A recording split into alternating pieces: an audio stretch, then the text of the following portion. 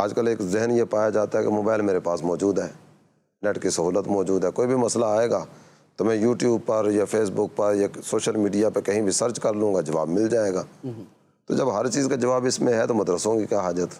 ہر کام کے کرنے کا ایک ڈھنگ ہوتا ہے، ایک طریقہ سلیقہ ہوتا ہے۔ اب چند ایک چیزیں تو ایسی ہیں کہ جس کے بارے میں ہر کوئی بندہ سمجھتا ہے کہ یار یہ گوگل سے جا کے نہیں سیکھی جا سکتی، اس کے لیے باقاعدہ سیکھنا پڑتا ہے۔ کیا کوئی بندہ صرف گوگل سے پڑھ کے ڈاکٹر بن جائے گا اور اس کے بعد انجیکشن لگا دے گا؟ کیا آپریشن کر دے گا؟ اس کے بعد کیا لوگوں کا علاج کر دے گا؟ اگر تو دنیا کے کسی خطے میں، کونے میں، کو تحت زمین، کو تحت سرا کے اندر بھی اگر کوئی ایسا بندہ موجود ہے تو مجھے بتا دے آپ۔ ایسا نہیں ہے نا، ٹھیک ہے؟ ایسے کوئی انجینئر جو ہے نا وہاں پڑھ کے نہیں بن جاتا۔ اچھا یہ تو چلے ٹیکنیکل چیزیں نا، تھوڑی سی مشکل ہے، لوگ بولتے نہیں جی یہ تو کوئی اور ہی چیز ہے۔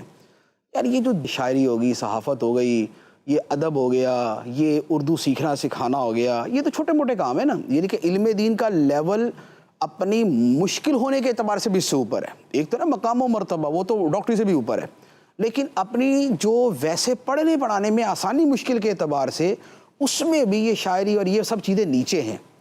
کیا آپ نے دیکھا کہ گوگل سے پڑھ کے بندہ شاعر بن گیا ہو، یا وہ ادیب بن گیا ہو، یا وہ صحافی بن گیا ہو؟ نہیں بن سکتا، حالانکہ یہ تو بن ہی جانا چاہیے، لیکن پھر بھی نہیں بن سکتا۔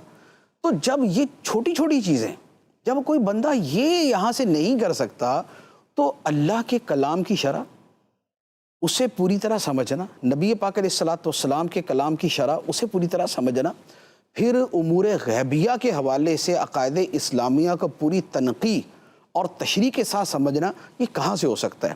پھر دوسری بات یہ ہے کہ یہ جو گوگل ہے یا نیٹ ہے، یہ تو چلے آج آ گیا۔ بھائی لائبریریاں تو پہلے بھی ہوتی تھی۔ گوگل جو ہے کو خود تھوڑی بندے کو بٹھا کے کہتا ہے بیٹا سمجھنا ذرا، میں تجھے سمجھانے لگا ہوں۔ وہ لکھا ہی ہوتا ہے نا جس کو پڑھنا ہوتا ہے، یا بولنا ہوتا ہے جس کو سننا ہوتا ہے۔ تو لائبریریاں تو ہمیشہ سے موجود ہیں۔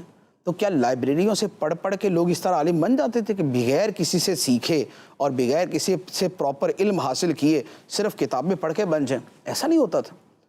تو لہٰذا یہ کوئی صرف جسٹ ایک یوں کہہ لے کہ طریقہ کار تھوڑا سا مختلف ہو گیا کہ پہلے کتابوں کے انداز میں لائبریریاں تھیں، اب یوں کہہ لے کہ ذرا ڈیجیٹل انداز کے اندر مل گئی ہیں، فرق تو کوئی نہیں آیا۔